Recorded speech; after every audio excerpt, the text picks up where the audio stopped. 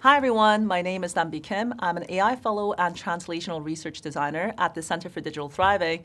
I have absolutely enjoyed every minute of recording these conversations I have with people in my life, educators I work with, friends I have, researchers I look up to.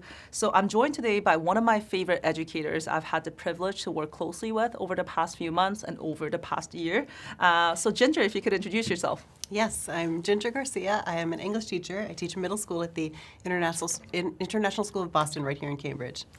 Okay, Ginger, I want to provide a little bit of context of our kind of origin love story, if you will. So Ginger and I met in a mini course that I co-taught and designed at the Harvard Graduate School of Arts and Sciences called AI Tools for Learning Design. At this point in my journey, I was very concerned with educators not immersing in the application layer of the technology, just tinkering with AI and creating things that are meaningful, like meaningful artifacts for them.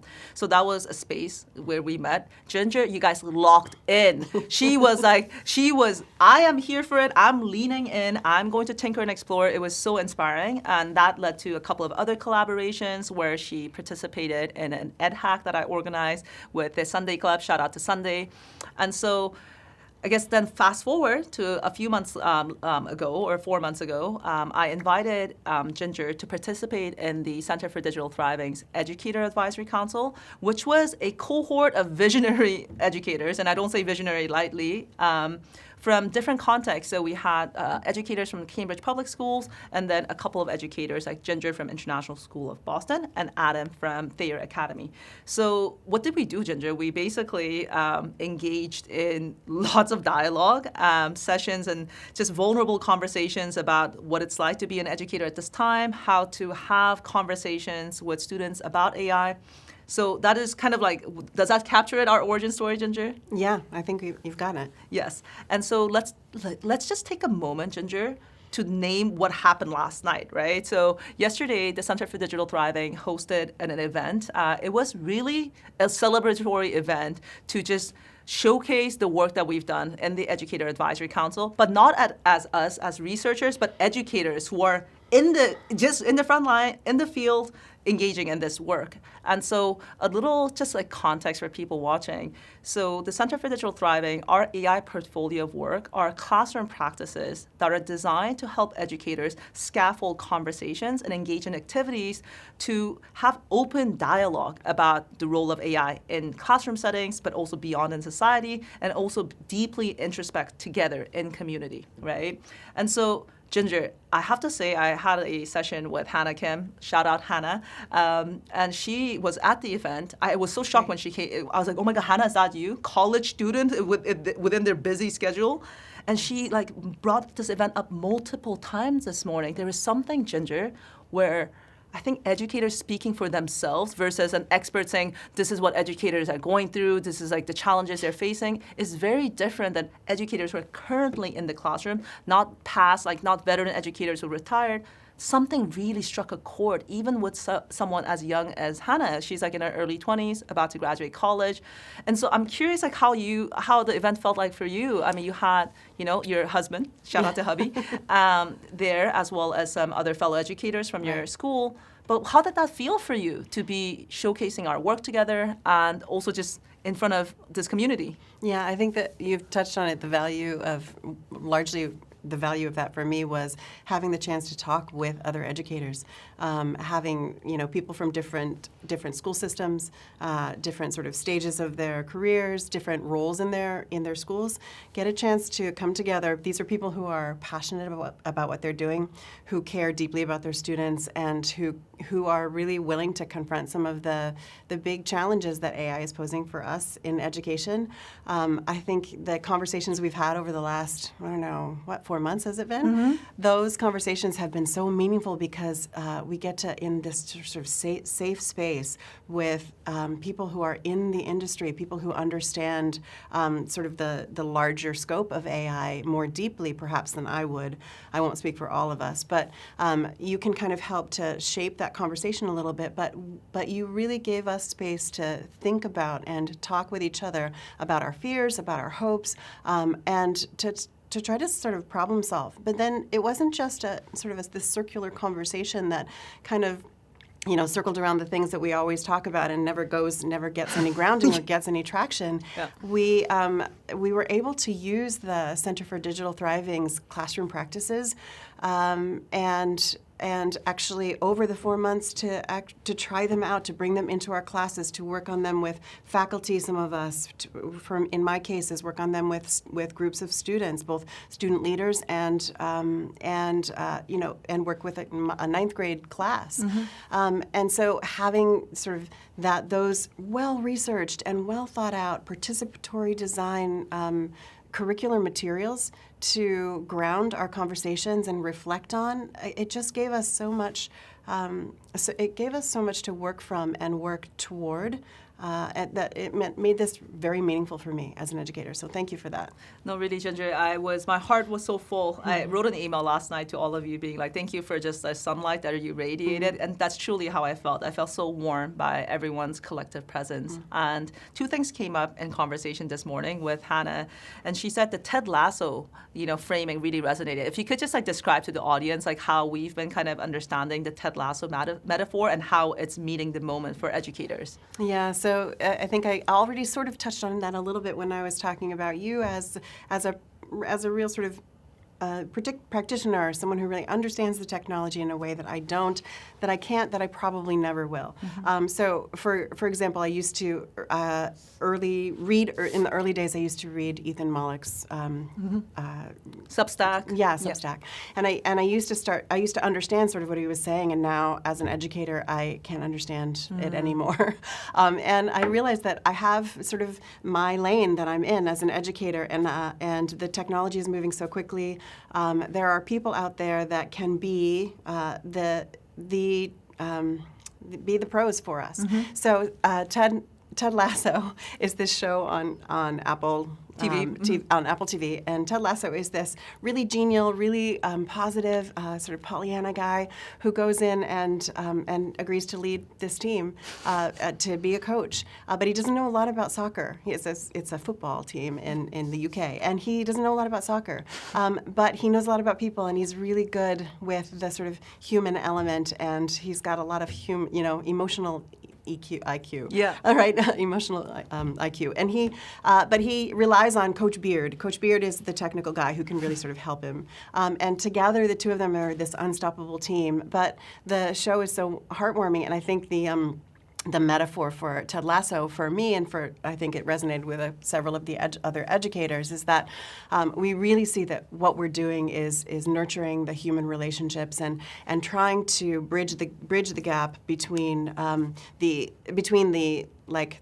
the students' understanding of this tool, this technology, between the technologists who are creating these technologies for our students, having students sort of grapple with what that means as humans, and we are in the job of having human conversations with young people, with each other, certainly as professionals, but with young people. Mm-hmm. And so we resonate with that kind of the Ted Lasso character about what makes societies tick, what helps us learn, what helps us get better at what we're doing.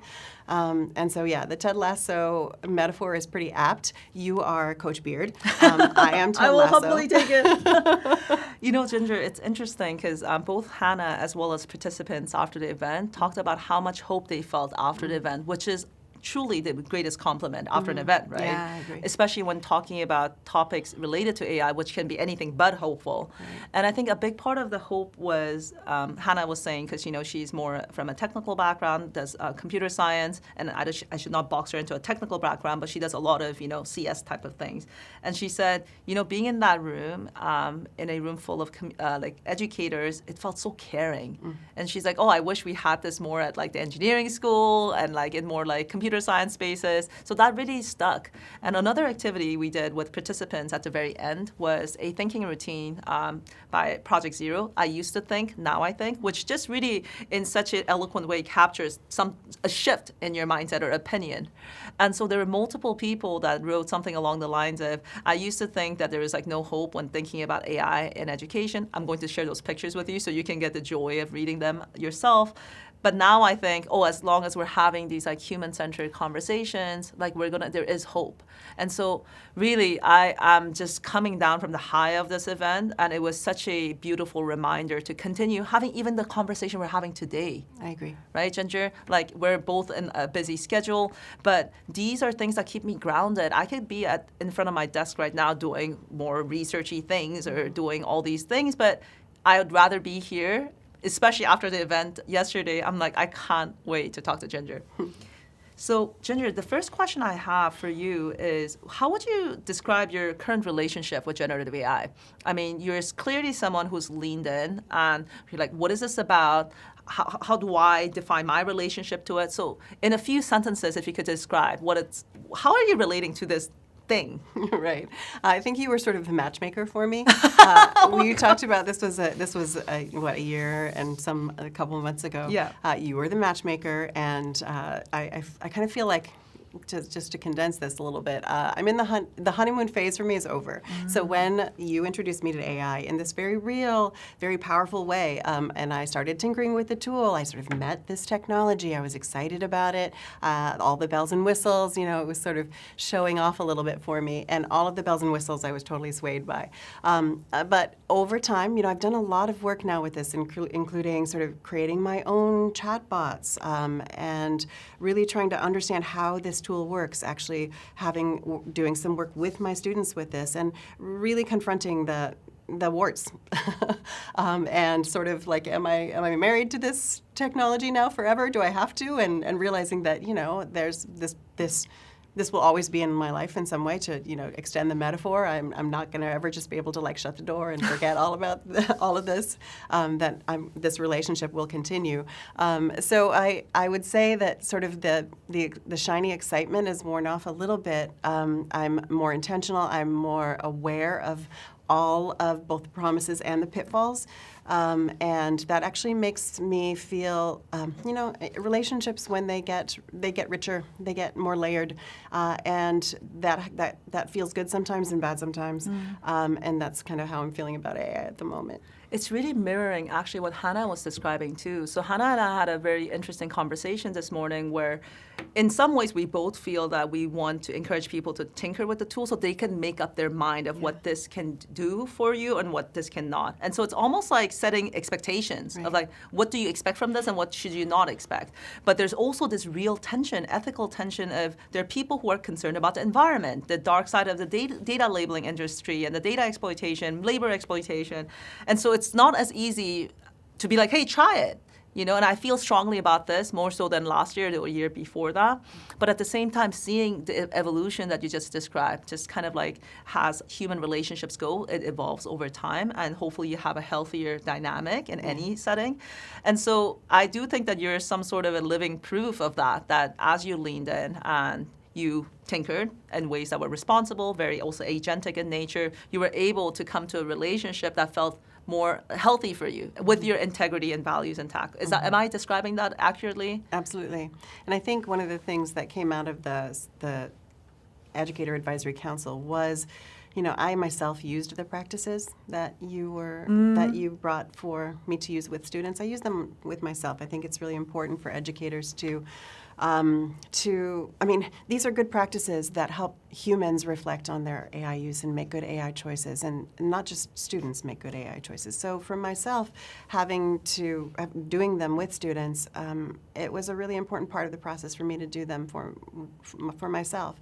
And all of that helped me to understand what was going on a little bit better, helped me really recognize what to look for, how to have the AI be a healthy partner in some areas where I should draw lines against allowing it to impact my teaching or even my private life. I think that sort of intentionality, that integrity, that sort of values-aligned choice-making, I would say it hasn't just happened. It has happened thanks to the work that we've been doing. One context I'd like to provide to the audience. I won't go into the nitty-gritty of these specific classroom practices just because we're here to have a conversation with the magnificent Ginger. But one of the practices I will describe a little bit in detail is a map a moment, which is we all have these different experiences with generative AI, and a lot of it are very complex. There's a lot of emotions, a lot of ethical, moral, emotional, mental tensions, and a lot of the times we just move past it. We're like, okay, that was tough. I don't know what happened there, on to the next. And so we designed a resource which is, in essence, just stretching out a moment you had with generative AI and using that and mapping out the emotional valence of that or other things that may have come up. It doesn't have to only capture emotions. So back to your point, Ginger, of doing it on yourself or like doing these practices. One question I often get is, how do you facilitate these practices well?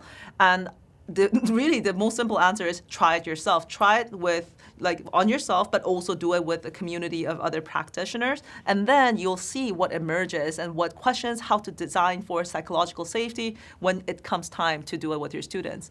So back to you, Ginger, map a moment. What I found so incredible is that in the presentation last night, you actually stretched out a moment, creating a Socratic tutor bot. Right. And so I think there was one moment that, as we were designing this presentation together, I said, Ginger, this point in this whatever curve you've mapped out, this is really something that will be universally resonating with most educators. So could you describe that moment, if you know which one I'm talking about? Yeah, sure.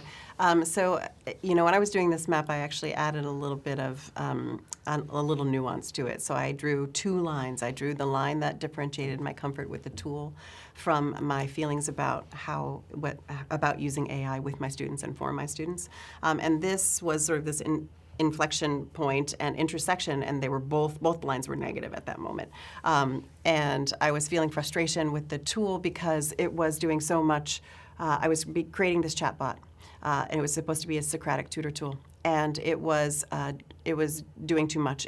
I was really impressed with the tool, but it was doing all the stuff. It was writing questions, it was answering questions, it was writing questions about the answers, and I couldn't get it to stop. So that was the sort of technical negative. And then there was the sort of human negative, this feeling, I was feeling this angst and fear about even having made the choice to bring an AI tool into my middle school classroom, right? I'm very intentional about how, when, why I use AI in my middle school classes. In fact, I very rarely allow my middle school students to even use it. And when I do, it's only in learning cases constructed by me. And I thought that if I just brought something in, I would be implicitly endorsing broader Gen AI use by my students. But the really important thing is I've built some sort of better emotional sort of fidelity or understanding. Map a moment is a process that you do after an entire thing has happened. But having done this a number of times now, I have built this sort of emotional fidelity about what's going on. And when you do that, you are able to sort of identify the problems that are exposed by these emotional feelings, both are problems for negatives and successes for the positives. But I was able to identify the different problems and then, of course, address them, right? So with the negatives, I stuck with the prompt and I just worked on it 20 more times until I got it to rein in and just be Socratic and ask the questions instead of offer any answers and really start to follow my orders, which I needed to do, right? When I was when I was addressing the issue of student AI messaging, it was, okay, I actually took some steps. I talked to my school about, we need some very clear guidelines. We've got these good policies in place, but let's create some guidelines that are easy for students to understand. And I participated in creating those guidelines at my school. And then I also was really intentional about talking with my students. I didn't want to ignore the questions. When it came up, this is a possible use case. Let's talk about the promises and pitfalls. And this was before we had the CDT's classroom practices. Yeah. But then when you offered me this opportunity to take part in sort of testing some of these, the classroom practices, AI literacy building experiences, I jumped on it because I saw there was going to be such value in doing this. And so that moment of teasing apart those points really allowed me to address that pretty meaningfully. So Yeah, I mean, Ginger, one term that Beck introduced to me is this idea of a personal algorithm. So you have algorithm or algorithmic systems that are all like, digital code and all of that. But what you're describing is map a moment is after the fact. You stretch out a moment or experience you've had with generative AI. But the intention of that is not to get stuck in the past, but to inform future decisions. Indeed. And so it's, when you think about algorithms, everyone, in the most basic sense, is a series of sophisticated if-then statements. If something happens, then I will act this way, is the way I've come to understand it. And so when you engage in several MAPA moments, which I have, by the way, too, for both professional tasks, but also social, emotional, kind of more personal tasks with generative AI, and I have a much more sophisticated if-then statements for myself. And I think that's what I'm hearing from you, Ginger. Let me say, too, it's like when you do this, so many times when we feel something strongly about anything, but with AI, this is certainly the case, and I think often the case for educators, we allow those emotions to stop us, to kind of drive us into one camp or the other, the pro AI, the negative AI, the yes in my classroom, no in my classroom, and it can be pretty polarizing. But when you, like I said, when you start to sort of identify the reasons for some of these emotions, you realize that these are things that you have some agency over. You can address some of these things. So I didn't let my negative feelings prevent me from about what my students would feel or what messaging they would get, stop me from sort of keep working on the tool to see if it's going to work. I didn't know if it was going to work. Maybe it wouldn't work, and I wouldn't bring it in. I'm not going to bring it in unless it works. Yeah. But I didn't stop there, and neither did I sort of not, when I had this great tool, sort of bring it in without thinking about what that impact would be. So I think that kind of what you're saying, that ability to reflect and make those choices is really important. And it actually really, you talk about it empowering educators, but this is a perfect example of how it really does. It allows you to move forward and make choices that are informed choices, and come forward with tools that actually might make an impact, and then make choices about whether or not you use those tools. But what's so cool for me is, like, I love learning from the process. It was pretty fun to tell this AI what to do. It was fascinating to see what it could do. It was pretty awesome. And what's interesting, speaking of empowering or empowerment, Ginger, just seeing you present and this stretched out moment, a MAPA moment experience, was so, I could see how much it resonated with other educators in the room. Just even the negative tensions of like, what is the messaging, what message is it sending to students, all the way to the frustration of like, am I creating an answer monster, like answer machine? Right. And so I think that's also another added benefit of this exercise. Project Zero's entire mission is making thinking visible. There's so many internal processes that are invisible, whether it be from learner to teacher, but from teacher to teacher and community of practice. And so that was really interesting for me to see, because I was watching you present, but I was also keeping an eye out on the audience, and people were like, they were like nodding a lot. Can I say, I think that I mean, we've talked before about sort of this, coffee machine, water cooler kind of metaphor about how change happens or how things move in schools in a school setting. That's a perfect example, right? So the things that I was picking up on, I was like looking around the room too, and I was making eye contact with people who I could see this sort of aha moment, like, oh, I could use something like that in my class. Oh, I haven't thought of doing something like that before. And importantly for this, oh, I see the power of this kind of this kind of practice, this AI literacy building practice in my school.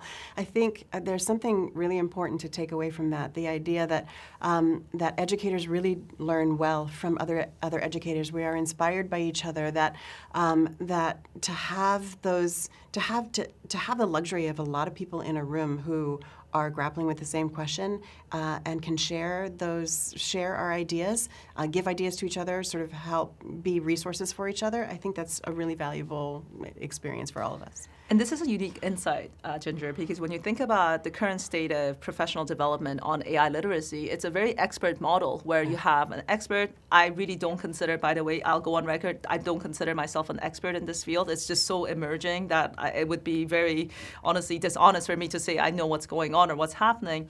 But they think that someone like Dambi or someone from the Center for Digital Thriving comes in, does like this professional development program, but that's not what we saw and heard when we talked and deeply listened to educators. we asked, who do you go to for support? It was my favorite librarian. It was the math teacher down the hall, and so, or my favorite technology integration specialist. So that is truly the spirit that inspired the Center for Digital Thriving's Educator Advisory Council. So what I'm taking from this conversation is, when we think about professional development for educators, it's actually not even about bringing experts in the room. I mean, Coach Beard has a place, and I think that's nice, but it's also about creating spaces and time, spaciousness for educators to have the more water cooler moments, for them to tinker together, for them to reflect.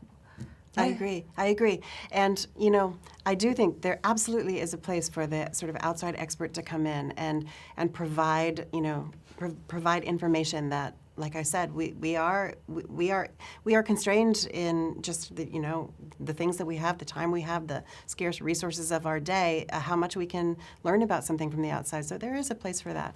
But I think there are Coach Beards in the school too, right? So we can find Coach Beards everywhere, right? Yeah. And the sweet spot is trying to figure out how to surface those people, how to make those people, how to bring people together in little groups that can impact the larger culture in a way that is really effective and isn't sort of top down. Is really kind of gains traction from the ground up.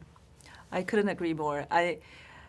My goodness, there's so much that I've learned in this process, because I mentioned this explicitly last night too, that there's this, Dambi has been so helpful, and I'm like, guys, I hope you know every educator, Adam, Ginger, Jenny, Kendall, Paige, that I've learned so much from you, equally so, I would say. And this insight about professional development is not about getting the theories and the expert knowledge disseminated, as much as it's creating spaces to elevate right types of expertise, like you said, but also just creating communities of practice.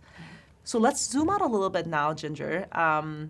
I'd like to kind of zoom out into just the landscape of AI in education.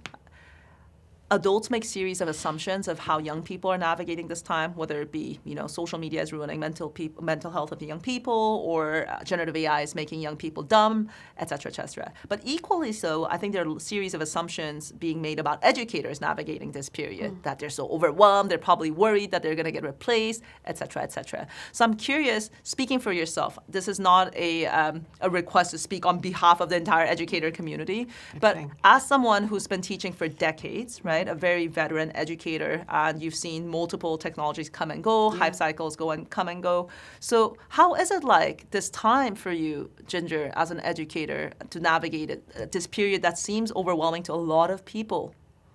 Yeah, I mean, there are two questions I hear in there. One is sort of, how does it feel for teachers, and are the sort of are the talking points about teachers true from my perspective, and the other is sort of how I'm doing with it. The first is that I think we've sort of evolved from some of those early talking points, and as quickly as the technology itself is evolving, people's reactions and the zeitgeist is kind of evolving as well. Certainly at the beginning, you have people deciding and polarizing into different camps of, yes, we'll use it, yet no, we shouldn't.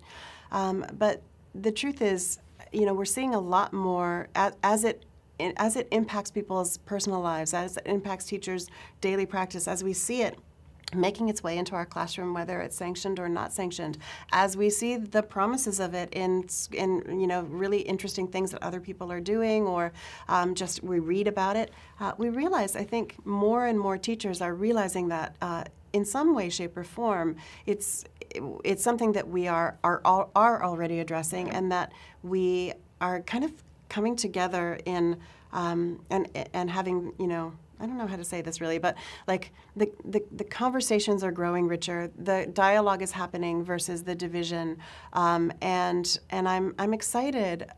I think that there are definitely things that the administration can do and must do to make those things happen, and to help those dialogues happen.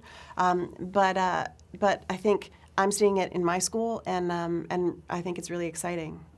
Yeah, it's so hope-inducing to hear this, that it's leaning more towards, at least in your school context, dialogue over division. Because I think, the first year I was doing AI literacy work, I saw a lot of division. And not even division, polarization, where it was like one camp of educators and administrators that were so excited, so enthusiastic about this technology. They're like, let's full send this. And then there was the other camp that were like, the AI will never, ever do what I can do. AI will never fill in the blank. Right. And so ultimately, the healthy place is center alignment, which is always harder because it requires more layers of knowledge, more experience with actually the tools or the technologies themselves. So I'm curious, Ginger, do you think that other educators are having similar experiences? Because I'm assuming you have a family of educators, so they're working in different contexts. Mm-hmm. Maybe some of them are independent schools, others are more in public school districts. What are you seeing around you? Because from what I know of you, you come from a family of educators, right? That's right. That's right. I mean, certainly AI brings some real weighty concerns for educators that we must and we are addressing. Everyone is thinking about this deeply, and as teachers, we are all addressing it. These questions about how, especially the students, I mean, the conversations I'm having are in secondary education, like in middle school and upper school, and we care a lot about preserving our students' ability to think. These are really formative years when students are building their critical thinking, and they're building these sort of foundational skills that are going to enable them to use the AI later in effective ways and responsible ways and ethical ways. And so we're trying to figure out how to both introduce students to this technology, to teach them key things about the technology, but also ensure that they're using it in a way that allows for that sort of meta learning. Mm-hmm. Definitely, there are faculty who are like, this is just a bridge too far. Like this is too much. It can feel really overwhelming. And certainly, I will say, in education, there's a lot of confidence that comes from, I know what I'm doing, I've done this before, I'm refining these practices. The things that change, those are the pieces that ground us, and then the things that change are the population that come into our classroom, the individuals and their needs, and then the families that we're interacting with, and we kind of it can feel really comforting to say, okay, I know what I'm doing in terms of my content and my practice and my practical skills, and now I'm going to sort of go with the flow and deal with the human element and have that take a lot of my energy and attention. But when that human energy and element, that the demands of that are met with a brand new sort of shaking of our foundational understanding of what content we need to teach, what skills and how we teach those skills, this can be a pretty overwhelming feeling for an educator. Mm-hmm. To feel like we have to now address all of this, mm-hmm. Especially without a lot of good answers, without a lot of people to help us navigate that, mm-hmm. Help us, give us the materials that we need, or give us some advice. The fact that we recognize it's changing so quickly, and in my own experience, I made a chatbot tool at the beginning of the year, and now it's not even working the same way because I'm going to have to totally redo it because mm-hmm. the technology, the platform we use is changing, and the technology is changing. So I took all this time and I invested to create this new thing. And now it's going to be a lot of time to invest and create another thing on top of this new thing. So I don't mean to sort of sound negative about this, but these are real stressors for teachers. I will say though that so many conversations I've had, and I feel this way myself, mm-hmm. it's that like you mentioned that I've been in teaching for 30 plus years, 35 mm-hmm. years now, and that. At some point, I have intentionally remained as a teacher. In education, it seems like the trajectory for educators is typically to get to the next step of sort of recognition and remuneration and respect, mm-hmm. you kind of get shuttled out of teaching, away from that sort of rich work with students and more into admin. And admin is amazing, but if your calling is to work with students, it's a totally different job. Mm-hmm. And so. For me as a teacher, I've intentionally stayed as a teacher in classroom but I'm in the classroom, but I'm looking for ways to actually continue to reinvigorate my practice and keep my brain. I mean, I'm working with middle school students in English, and I love them, but having those same conversations about, the sort of middle school conversations about English are not going to inspire my brain unless I start to, add new conversations, have new challenges. And this has added new challenges that have inspired me in education, asking new questions that I can actually bring into the classroom and address for my students and with my students. And the idea that for me it feels like, I have now at this point some pretty clear understanding of what I can do as I'm teaching how to write teaching students how to write a paragraph.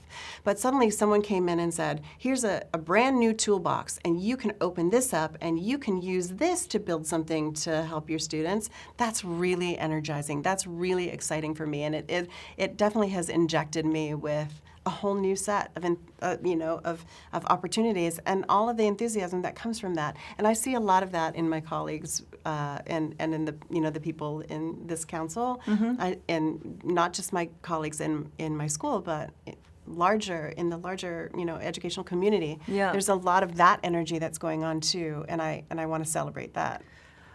I want to celebrate that too, Ginger. I have a couple things I want to unpack. There was a lot that you covered. The first part, just in terms of being vulnerable, there's so many dimensions. It's so intertwined, just so multifaceted, just how AI affects not just only education, but it's a complex system and complex problem. And so it's okay for educators to say, students, I don't have it all figured out. And that was essentially what Adam's personal essay was getting at. He was the one who opened up the educators' portions of presentations. And again, back to Hannah this morning, she explicitly called that out. She said, wow, how many times am I in a classroom where a teacher can say that? And then also for her, what really stood out was when the student said, oh, but what will happen to teachers, which shows such care from students. And that really, I can't tell you the emotional impact that had on me, and also obviously Hannah too. Right. And so what Hannah said gave her so much hope was that moment of there's so much deep care, not only from teacher to student, which is taken for granted, right? Because that is the role. Yeah. But then we don't often think about or talk about and give light to students' care for teachers. Love and it. that was such a heartfelt moment. And so all of that to say, in essence, it's a time of embracing and surrendering to a certain level of unknowingness. And I think unknowingness has a very different feel to me than uncertainty. Uncertainty is very sharp and it's almost unbearable. Unknowingness is just acknowledging that there are a million question marks, but realizing that together we are more. That's one of the community agreements at the Center for Digital Thriving. And so that's that. what I'm really taking from what you shared. And the second thing that you talked about is, you're an educator. That's why for me, you're a visionary educator, because despite decades of teaching, and you could work up the ladder, and there is a natural progression and trajectory to a more administrative role. You're no, I know what I love doing, and I know the environments where I thrive. But that said, when you're in the same environment for number of years, that's when inspiration goes. Curiosity is deadened, so to speak. And so it's also important to build new bridges to get that spark of curiosity, new sources of information. And that brings me to what Paige said. So after the event, they stayed back, we were chatting a little bit, and Paige said this felt like such a bridge being built between Harvard and Cambridge public schools, which, by the way, geographically 2-3 blocks away. This is not even 2-3 miles. And so that's the crazy thing to me, right? That we live in a world, there's such an abundance of wisdom and good effort and good intention. So it's not about reinventing the wheel as much as it's okay, how do we make those bridges? And she really said that this is the first time she experienced that. Wow, the Harvard Graduate School of Education is literally a 5-7 minute walk away. And that through this experience of being in the council, in the ways that you were describing, a new injection of something new, something that's empowering and truly expansive. And so that's also just something that I wanted to name that I took as you were describing your process. Nice. So, Ginger, I'm curious, now that brings me to building bridges. There was a bridge between the Graduate School of Education, Center for Digital Thriving, and different communities, different schools in the Cambridge-Boston area. So what was a really major insight resulting from this Educator Advisory Council, which for context, was not prescriptive, right? Right, From the right. very get-go, there was, I remember early on in our kind of, ideation sessions as a group, they're like, so what is the output? Like, what do we have to do? What is the commitment? And I said, guys, it's open-ended because we want this to be adaptive to your context. Right. You know your students best. You also know the parameters you work in. So us not being privy to that, how can we create a checklist of these are the requirements? And maybe this is fundamentally where education has gone wrong, that like there is so much nuance and context that informs good learning design and learning experiences. So with that ethos in mind, we said, educators, we trust that you have really good intentions. We trust that you also have the expertise and the know-how to do well by your students, with your students. And so all of that in mind, I'm curious, Ginger, what is one thing that really stood out to you, or one or several things, whatever comes to mind? Right. I mean, you talked before, so I tend to approach things from sort of this ground level, granular level, and then I'm always sort of meta processing as well. So first, just sort of working with the students themselves, that sort of mind shift you were talking about from assuming to asking, that hit me, that struck me right away. So I definitely was a teacher who, I checked it out. I talked about AI. I thought about AI, and this was pre-Dumby days. Pre-Coach Beard. Right, pre-Coach Beard. And then I was like, I'm banning this. I just was like, this is it. No, we're not using it in my classroom because it's not going to do us any good. But then, of course, the use cases that they come in, and some of them are appropriate, some of them are inappropriate, and you just make an assumption that like anytime something's going wrong, it's because the student has made a choice. Not, I'm not realizing how seductive these tools are becoming, how easy it is now that students can just, like it used to be. Give me, tell me what you think about this poem. And when I was a kid, it would just be like I'd look at a poem, I had a piece of paper, I had to sort of work it out.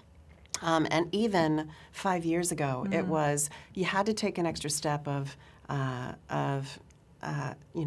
looking up a poem, trying to find a paper on the poem, reading the paper on the poem. If you were going to get anyone else's ideas about how to analyze a poem.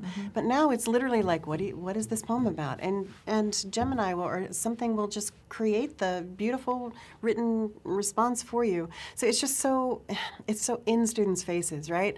What was my point? So I was just, it's easy to assume that students are using these tools for the wrong reasons or in the wrong ways, but the conversations I had right away were students really, and I was working with ninth graders, and the first thing they said was, we care very much about preserving our ability to learn.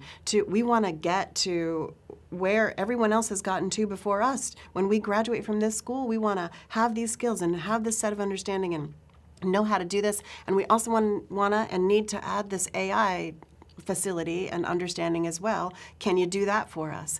And so I think that the asking piece that's so important is, what questions do you have, students? What do you need from us as educators? What hopes do you have? And learning from that and recognizing that actually had some real impact and meaning for me as a teacher. I need to be. One thing I realized is that as teachers, a lot of times a lot of this sort of design about what we're doing in education is in our own minds, and it's behind the scenes. We create great rubrics for students, and that say, we're looking for these certain things, and if we do our job well, we're talking about why we're looking for these certain things. I'm looking for structure. I'm looking for content. I'm looking for grammar. It used to be I'm looking for grammar. And we talk to students about why, that this is not just about you show me what you know about The Great Gatsby. It's this, you show me that you can convey a really good argument, that you can support it with evidence, that you can make it clear and polished. The point is that the students, if I can take the next step and tie that into, have a conversation with students about, here's how your decision to use AI might undermine your ability to A, show me that that you can do this, or B, develop your ability to do this. The students, when we had that conversation in the Align on the Line classroom practice, the students were like, all buy-in. They were like, no, we're definitely not going to use AI to look for quotes, to help us find quotes from The Great Gatsby, because you've just asked us to identify what's the best thing, and I can see now the value of finding that as evidence to support my claim that I'm making about this text. I think just having that little tiny step of making those learning goals visible for students, really intentionally, articulately, articulating those helps bridge that, like you were saying, the bridge helps to bridge the conversation with students about why can't they use AI? Why shouldn't they use AI? Students are asking, so I'm getting a little off topic, as I tend to do, but students are asking for clarity from educators.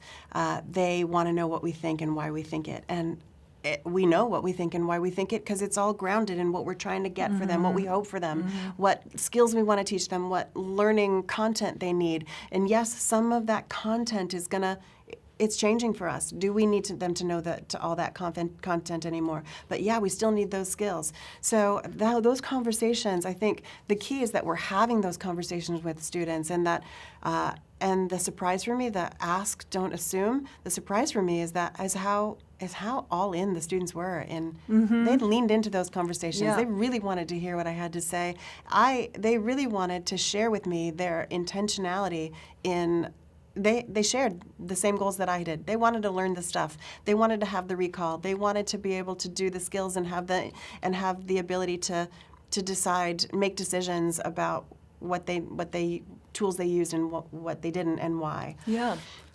Yeah. I would say, Ginger, this is like you've given me a perfect opportunity to touch on the mind shift of assuming to asking, which is, again, at the center of what we do, because we assume a lot of things. I also fall into that trap of assuming that, CS majors who are seniors right now are probably panicked and thinking like, whoa, am I even going to get a job as a software engineer? But when I talk to young people that are in that exact position, even here at Harvard and other schools, they're thinking about this in very proactive, agentic ways. So then that's me. I'm so humbled by that. I'm like, wow, why do I discount people's agency? Why do I discount their deep, embedded wisdom, despite whatever age you're in? I always think of humans, whether you're 5 or 15 or 50, as full cups, right?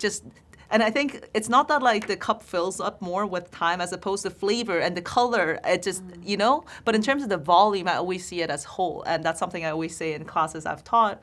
And so you're talking about just going from assuming, which a lot of the time is discounting, and like it's not necessarily honoring people's potential and beliefs or, agency. And then you're going to asking like, okay, what are actually things that would help you be more agentic? What are questions you're grappling with?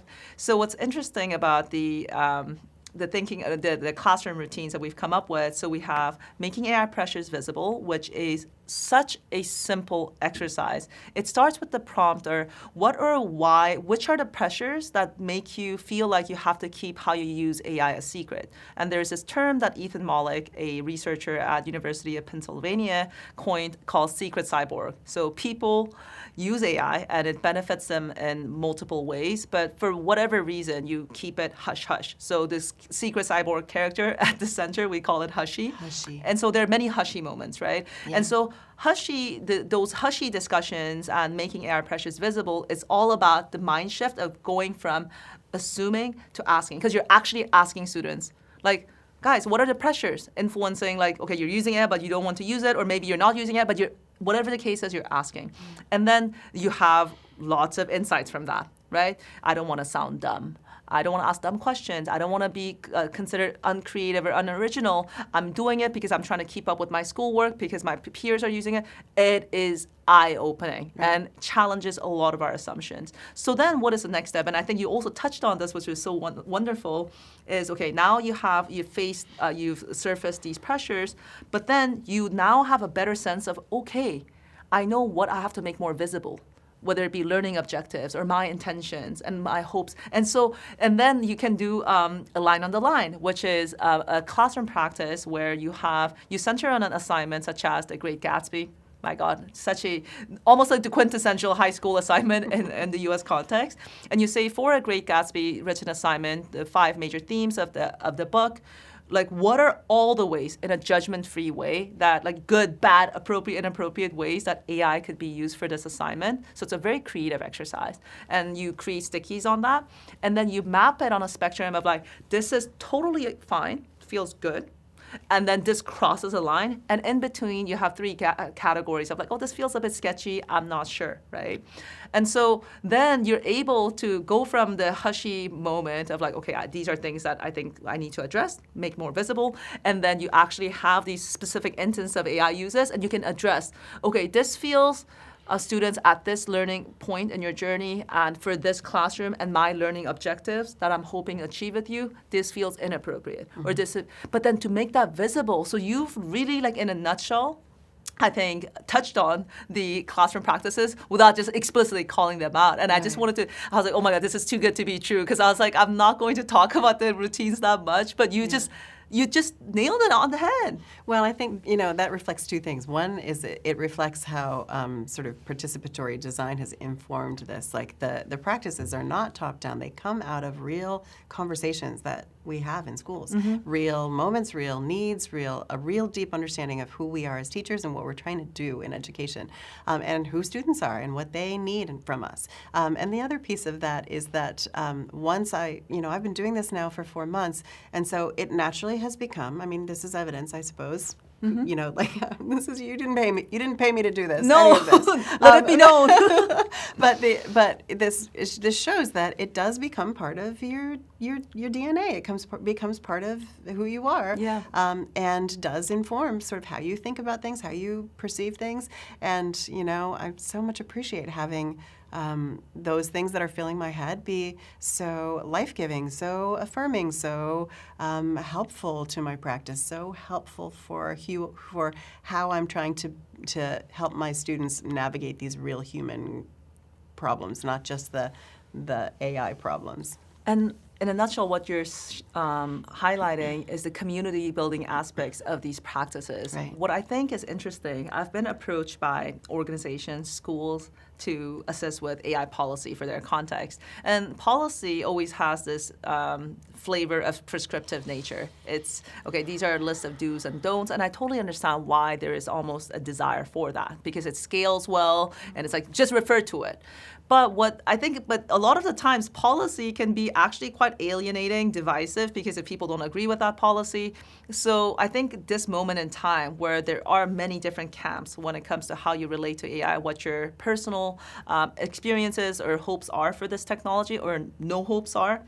And so it's important to, like, bring people together despite the plurality of people's perspectives and experiences. And that's also at the core of these classroom practices. It's supposed to be community building, not trying to be, we could easily have a completely different conversation, Ginger, where I'm making a case for, like, AI should have this type of role in education. We should roll out AI tutors because it scales, like, people have access to feedback and scaffolds that they didn't before, and then we would have it'd be combative, it'd be very argumentative, right? But even if we do, let's say, making our pressures visible right now, and we surface some of these pressures we face, it'll be different, but then it will be, like, in a very heartfelt way. Like, Ginger, I'm curious to hear, like, why that pressure is coming up for you and what could help you. Right? So it's just so, like, deeply humanizing and community building, which I believe we need more than ever, Absolutely. So, Ginger, I guess to conclude this conversation, this is a perfect segue. Speaking of community building, what is something that gives you hope in this time? And I say that with the intention, shout out to Beck. She's someone that asked this question personally, but also in, like, classroom settings often. And it's an overwhelming time. I feel overwhelmed. I'm not going to sit here and put on a facade and say I have it all figured out. I feel like because I'm close to this research, or because I have some sort of an understanding of this technology, that I feel like I'm set. I am invincible. Not at all. I feel deeply vulnerable and confused, overwhelmed a lot of the times. And there are things that, like, give me hope, which I won't describe because you're the person I'd love to hear from. So what are things that give you hope these days? There's a lot that gives me hope, and every time I if I think about this, every time I think about those feelings of hope, they're always tied to the people, right? They're tied to my students who I love to have conversations about this with, and who keep surprising me in amazing ways with their wisdom and their integrity. They're tied to, like, the administrators at my school. At ISB, they have given me space to actually do this work. They're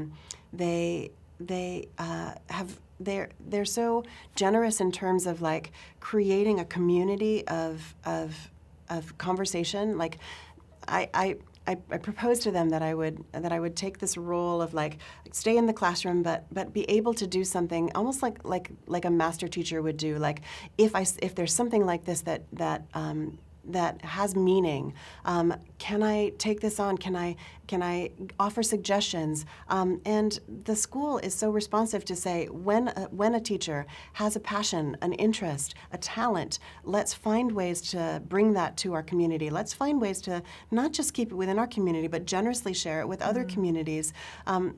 That kind of perspective, that kind of generosity gives me so much hope that we're not even, this conversation is leading to broader conversations, and it's creating communities of discussion that are impacting broader education in Cambridge and hopefully other areas.